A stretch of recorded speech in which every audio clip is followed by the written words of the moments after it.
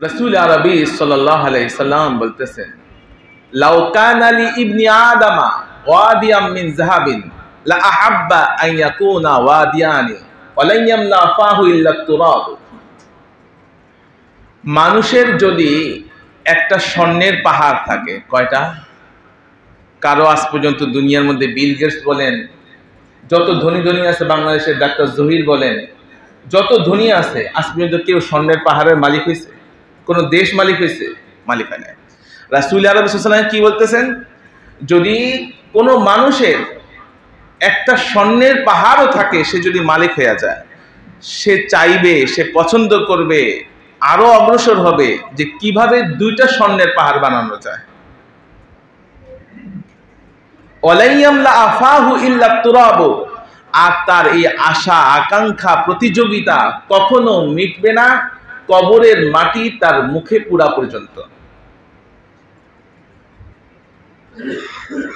অর্থাৎ মানুষ যতদিন পর্যন্ত দুনিয়ার মধ্যে বেঁচে থাকবে, একটা মানুষের যদি একটা জমি থাকে, সে চাইবে যে আরো একটা জমি করি, আমার এখন গুলশানের জমি আছে, আরেকটা দরকার বনানীর মধ্যে, আরেকটা দরকার আমার বাড়িধারার মধ্যে। হ্যাঁ, এই যে মানুষের স্বভাবজাত বৈশিষ্ট্য, এটা থাকতে পারে। রাসূল হোসেন এটা থাকা দোষণীয় না, কিন্তু দোষ কোনটা?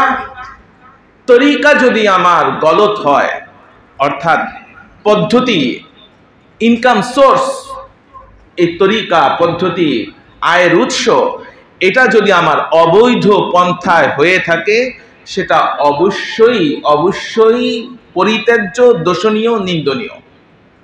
এটাই হাদিসের মধ্যে বলতেছে।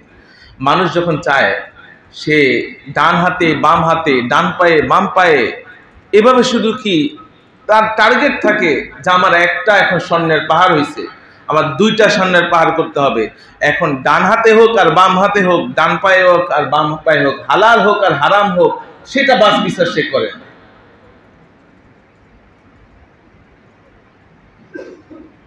হ্যাঁ, শুধু দুইটা যদি আমার ঠিক থাকে, দুইটা জিনিস যদি ঠিক থাকে, আমি বৈধ উপায়ে করতেছি আর বৈধ পথে যদি খরচ করি, তাহলে সে দিনদার, তাহলে তার জন্য এই হাদিস দোষণীয় না, তার জন্য এই হাদিস তার জন্য প্রযোজ্য না। হ্যাঁ, প্রযোজ্য কার জন্য নিন্দা করা হইতেছে? যে ব্যক্তিটা ডান হাত আর বাম হাত মাপে না, ডান হাতেও কি উপার্জন করতেছে খাবলা দিয়া, বাম হাতেও কি সে খাবলা মারা কি নিতেছে।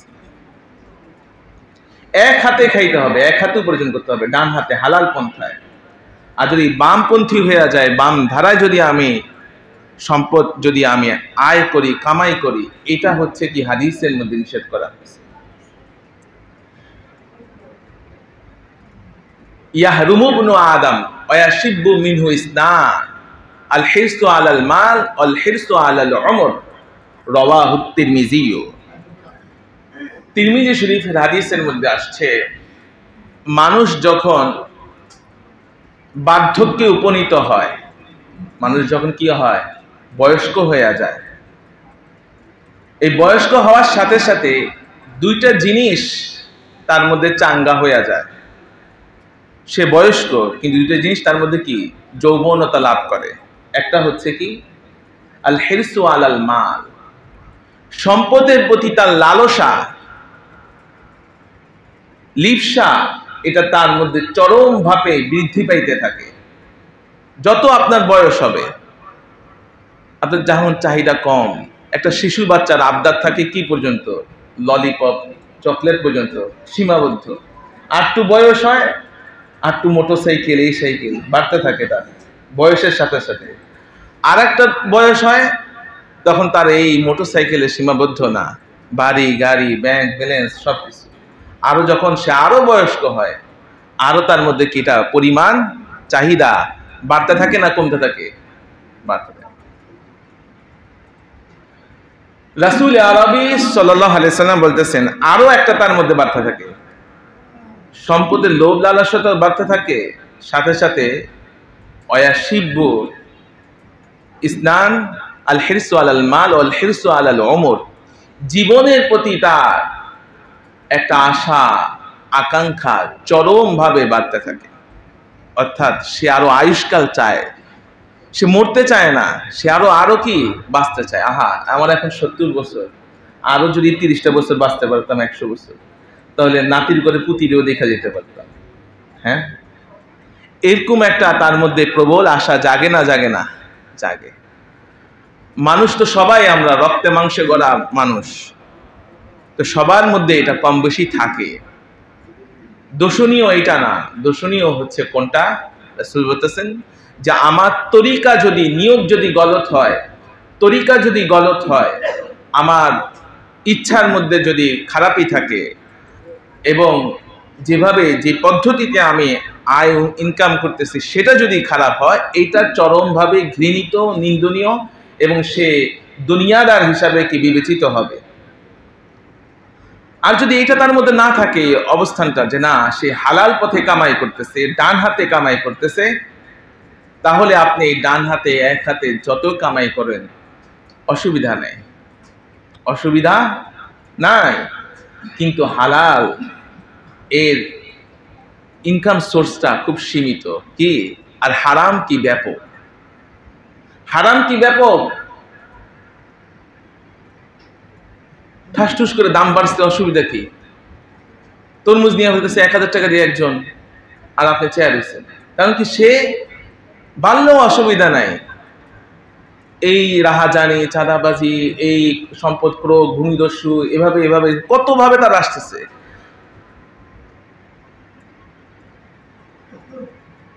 মরিচে কেজি 1000 হোক আর 3000 হোক, তার তো কোনো অসুবিধা নেই। তাহলে অসুবিধাটা কাদের? কারণ হালাল সোর্স এটা খুব কি সীমিত, আর হারামটা কি বিস্তৃত। রাসূলুল্লাহ সাল্লাল্লাহু আলাইহি ওয়াসাল্লাম আশঙ্কা করতেছেন, তিনি বলতেছেন আল্লাহি লা আখশা আলাইকুমুল ফাকরা, আমি তোমাদের উপরে আল্লাহর কসম করে বলতেছি, তোমাদের উপরে দরিদ্র হওয়ার আশঙ্কা আমি কখনো কোনো অবস্থাতে করি না।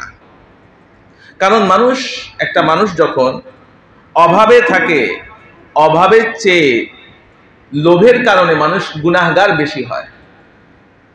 অভাবের কারণে স্বভাব নষ্ট হয়, গুনাহগার হয়, গুনাহ হয়। কিন্তু মানুষ যদি সম্পদ বেশি থাকে, তো সম্পদের কারণে গুনাহের সরঞ্জাম, উপকরণ, এগুলো সংগ্রহ সে কি সহজেই করতে পারে। যখন আপনার সম্পদ হবে, ধরুন আপনার একজন কোম্পানির ডিরেক্টর, ম্যানেজার, ডিরেক্টর, আপনি চেয়ারম্যান, তখন আপনার জন্য তো সব কিছু কি, মন্ত্রী এমপি সব আপনার পকেটে। আপনি খুন করলেও কি সেটা কি ঢেকে ফেলতেছে সাংবাদিকরা, টাকা দিয়ে সব শেষ। টাকা দিয়ে কি সব আল্লাহওয়ালারা সব কি ছেড়ে ফেলতেছে। আপনি নাইট ক্লাবে যান, মেয়েকে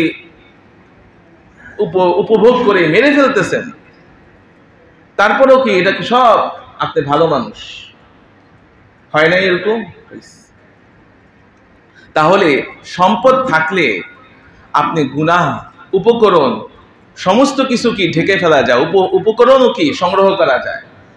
অভাবের কারণে হাদিস শরীফের মধ্যে আসছে কাদাল ফাকরু আইয়াকুনা কুফরান, দরিদ্র এবং অভাবের কারণে মানুষ কাফের পর্যন্ত হয়ে যায়,